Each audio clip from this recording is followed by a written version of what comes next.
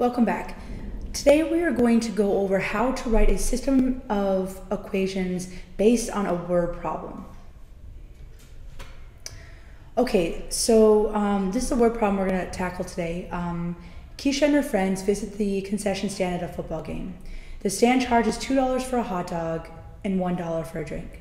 The friends buy a total of 8 items for $11.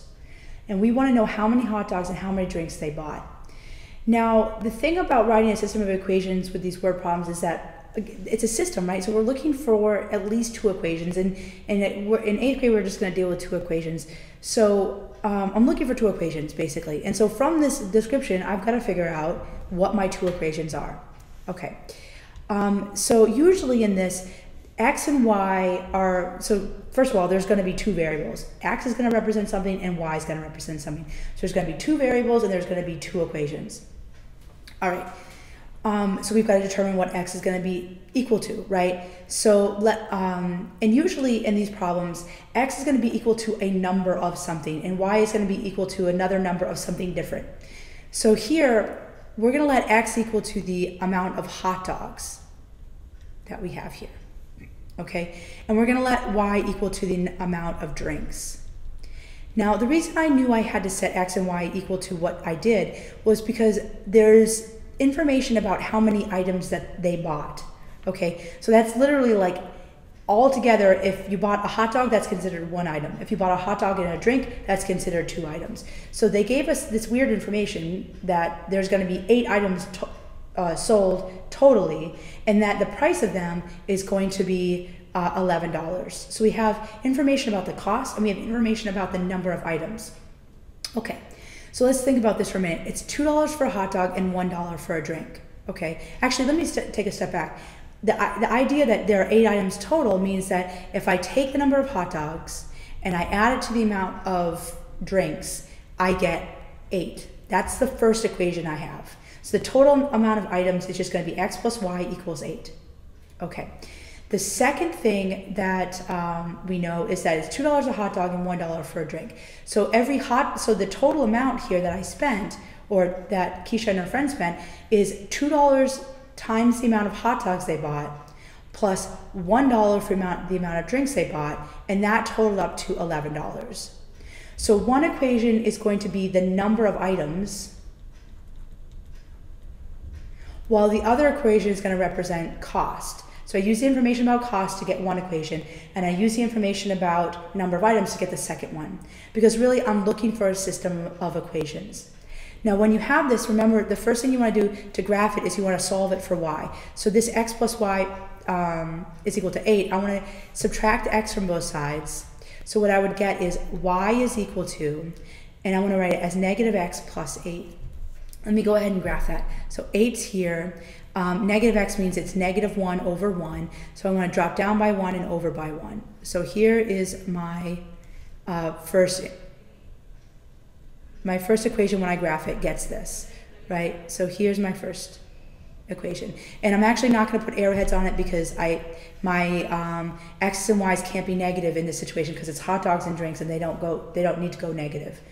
Right? So there's no arrowheads, they just stop at both the x and y intercepts. So if I buy 8 hot dogs, I would buy 0, well, this would represent 8 hot dogs and 0 drinks, but I'm not even sure if I can do that because they don't have enough money to do that.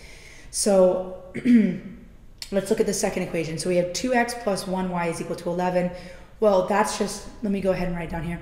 2x plus y is equal to 11 because I don't have to put that 1 there. So I'm going to write this like this. So I have y is equal to negative 2x plus 11. Well, if I graph that, this would be 11, and negative 2x means I go down 2, 1, 2, and over 1, down 1, 2, and over 1, down 1, 2, and over 1, down 1, 2, and over 1. So here's this is my second equation here.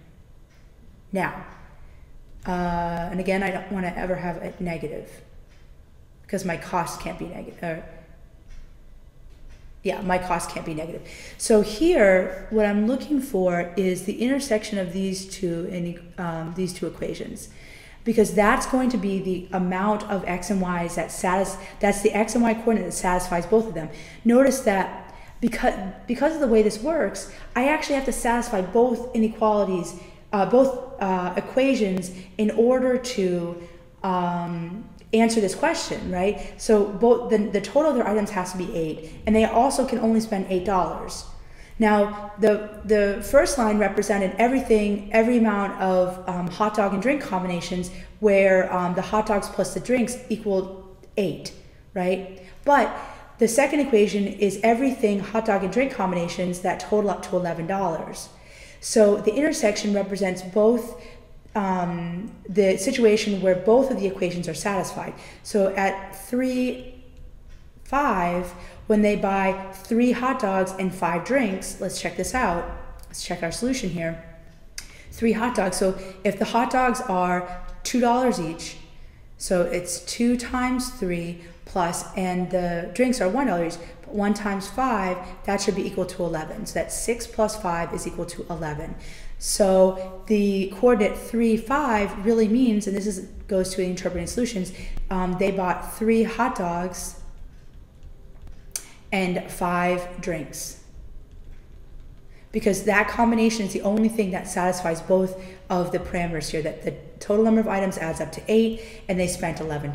So that's how you can build a system of equations based on a word problem. Notice that I had to do 2 different things, 2 different equations. One was the total number of items and one was the cost of all the items. I graphed them, I found their intersection, and then I went back and I interpreted the intersection, the XY coordinates, to the word problem, right? So now I'm looking at hot dogs and drinks, and so my interpretation is really important, because the hardest part is like looking back at your answer and thinking about what this means in terms of the word problem. All right, so this is how you can build and solve a system of linear equations based on a word problem. And that's the end of the lesson for today.